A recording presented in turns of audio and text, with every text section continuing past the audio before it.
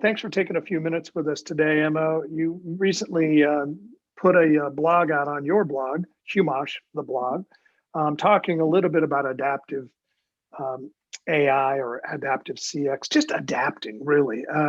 All of our members have had to learn to adapt to the work from home model. You touched on that. And you talk a little bit about how AI can provide a competitive advantage. There's a lot of conversation around AI these days, and it does feel like the next magic wand.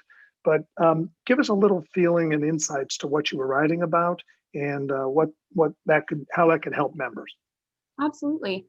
So when we talked about writing this blog and kind of were putting together the outline, one of the things I focus on a lot since I am in the marketing side is really getting people to understand the application of AI and the application of some of these big buzzword terms that we're all hearing right now.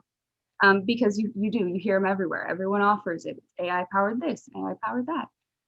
So really trying to put it into terms and put it into a perspective of the benefits, how it benefits the customer's experience overall and how it also benefits an agent experience.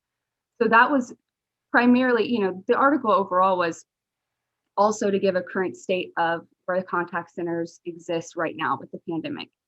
So there's a lot of confusion and a lot of disruption. So it was like, let's tone that down a little bit. Let's take a breather. Let's take a look at the facts. Let's say, self-service is actually outperforming growth or ticket growth, things like that. Let's give you some staples so you know where you can move forward from. And then also let's debunk some of these theories about AI and some of these buzzword things that are going around. And let's really break it down to brass tacks and talk specifically about where you can utilize AI to be the most effective.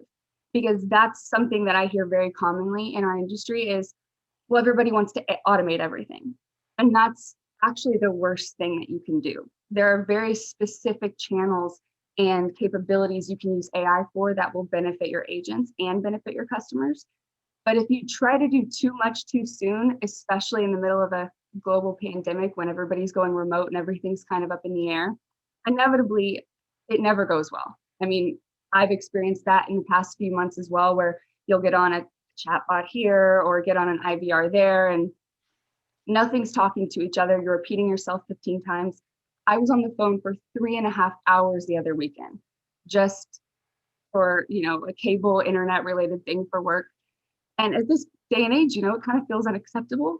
And I understand it completely. It is a very tough thing to do to digitally transform, especially amidst all the confusion. But this article really was to kind of break that down into smaller bits of consumable information with some actual solutions on how you can make things better without seeming like this big overwhelming change that you have to make all at once. Sure. Do you think self-service is a logical starting point? Is that what you're seeing?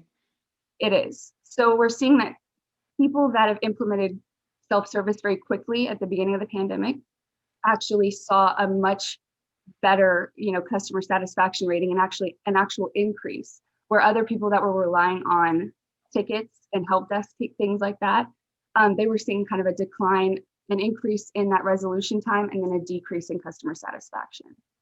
Got it. Well, I will encourage people to briefly go through it, listen to the video, and then hopefully we'll link the full content piece as well. So thanks for taking a few minutes to explain all that for us. Absolutely. Thanks for having me. Appreciate it.